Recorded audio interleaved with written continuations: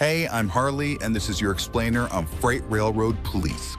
Railroad police deal in facts, so let's get right into 10 facts about these heroes. Railroad police have protected America's railroads since the 1800s. Every Class I railroad has its own police force. They're state-certified officers with federal interstate powers.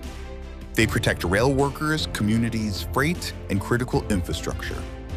They must meet both railroad and state law enforcement training standards. From drones to thermal cameras, they use technology to help monitor the freight rail network. K-9 units help with explosive detection, tracking, patrol, and searches. Railroad police focus heavily on safety education to prevent trespassing. They help stop cargo theft tied to organized criminal networks targeting high-value shipments. They work with local, state, and federal agencies to mitigate and respond to threats. So here's the big thing to remember. Freight Railroad Police protect the people, infrastructure, and supply chains that keep America moving. Check out more of my videos at aar.org/Harley.